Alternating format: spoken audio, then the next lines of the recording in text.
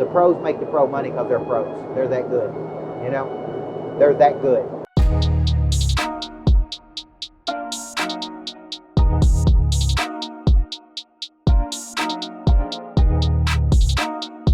In the speaking world, it's called direct hits. You're landing a direct hit to the audience. See what I'm saying? When I land the most direct hits is when I become vulnerable. Yeah. And when I really talk about hard times I've gone through in my life or things I've screwed up on. And then I use it to teach something. And I didn't do that, 5 or 6 years ago. 5 or 6 years ago, I wouldn't tell any of that stuff. And then I went to New York City, and I was sitting with Steve Carlos and Hank Norman, who are media coaches. They run Two Market Media. Yeah. They helped secure my book deal. And I was sitting at a restaurant, and I said, Hank, what's the number one thing that'll keep me from being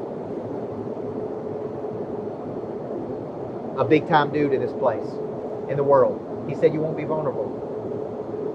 He said, people think you're a machine. They watch your videos, they don't think you have any feelings, they don't think you have any bad days.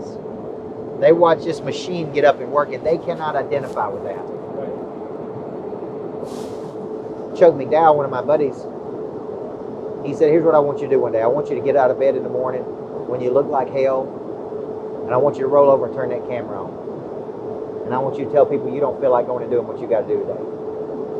He's like, you won't get raw enough. You see where I'm going? Yeah. You won't show the whole story. That's what Hank was saying to me that day.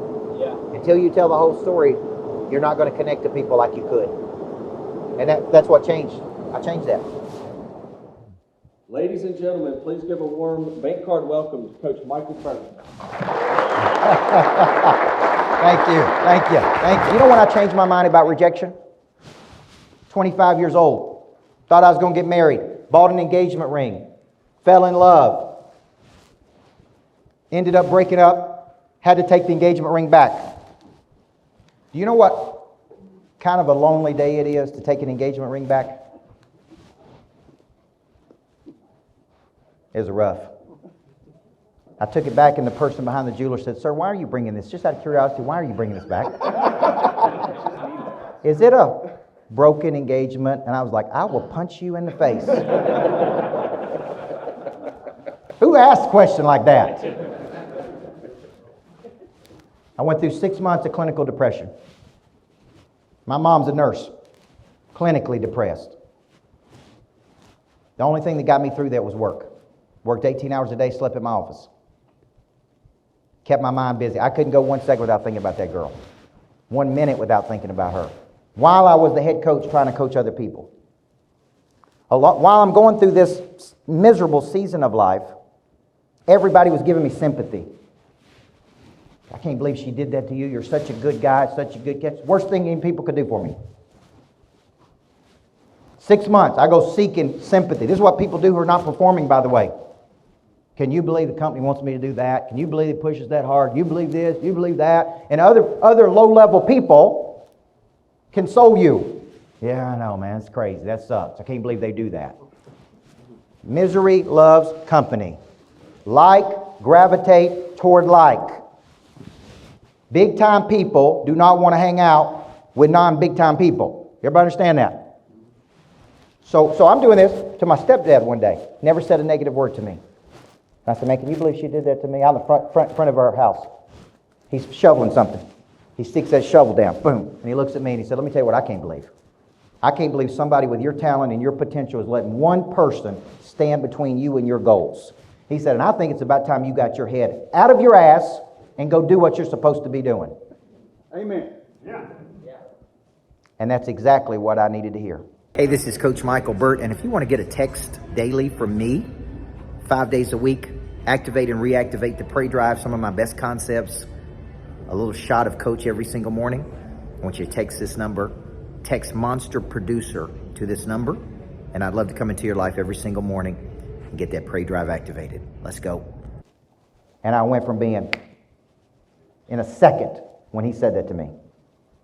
During this period, person comes into my life, says the way you look at this is all wrong. There is no such thing as rejection. Just because she don't want what you have doesn't mean somebody else will not want what you have. There's going to be a lot of people that want what you have. Everybody see that? That changed my mind about rejection. That's why I'll call any person. I have no fear of asking another person for something. I have no fear of rejection. I have removed that consideration and fear. All because that person said, the way you're looking at this is all wrong. So when you go to sell somebody and they're not interested in what you have, here's what I want you to start saying. Thank you, I owe you. You don't like what I've got? Thank you, I owe you. Next time somebody screws you over really good, say thank you, I owe you. The next time you don't get what you want in life, thank you, I owe you. If you can learn to train your brain to say this. See, I call on people every day just like you do. Some people want what I have and some people don't. Some people say yes and some people say no. Some people take what I have and some people say we don't want it. You know what I say? Thank you, I owe you. And Ziegler used to teach, say fantastic. When something doesn't go the way you want it to, just say fantastic. Fantastic. Where are you in this cycle? What is remarkable boldness, by the way? When I walked in the door today, this is what I felt. That you're bold. What does remarkable mean? Striking. Name one big person doing something big in the world today that you would say is remarkably bold. What did Musk do when he got to Twitter? Fired 80% of the people. Right? They've even televised some of the firings. It's comical. They're on a Zoom. He's like, you're out. You're out. You did something real stupid. See ya. Okay? You don't believe in what we do here. You don't even believe what we're doing. Boom. Hey, you kept all this information, people. You're fired. Just right in front of everybody. Why do so many people enamored with him? Because he's remarkably bold. He's doing big things in the world. People are attracted to people doing big things. They are not attracted to people doing little things. Okay? So remarkable bold is fearless, brave. So when I wrote the book, Flip the Switch, my agent asked me, what's the activators of prey drive? I said, number one is fear. Your relationship with fear changes everything. Would you agree? Some people face everything and run. Some people face everything and rise. When I'm afraid, I push harder. March of 2020, I was losing $250,000 a month in my business. Pandemic. No speaking engagements. Everything's canceled. You know how I get customers? This. You know what I love? This. My own staff was going through depression because we're used to flying around the world and meeting cool people like you, and everybody's locked up and boxed up. And I'm losing money like crazy. And I went home and I told my wife, I ain't going out like this. We've come too far, we work too hard. And when I get afraid, I push harder. I said, everything I'm doing, I'm doubling it. I'm tripling it. If I'm on social media, I'm going to double it. I'm calling on more customers. I started doing 8 free Zooms a day for any company who wanted it in the world. I would go home at night and I couldn't see straight because I did Zooms. I told any company in the world wants coaching right now, I'll coach you for free. Because I know I get customers when I get in front of people. So I'm doing it. I'm going home at night. I'm exhausted. I'm amping everything up. I'm pushing as hard as I can. 6 months later, October of the pandemic, had the biggest month we've ever had in my coaching company. Just like you guys just come off the biggest month. Yes? You know what that taught me? When you're afraid, don't contract. Expand. A lot of people contract when they're afraid, when they have fear. Fear is an activator of prey drive. Now, why do people become complacent?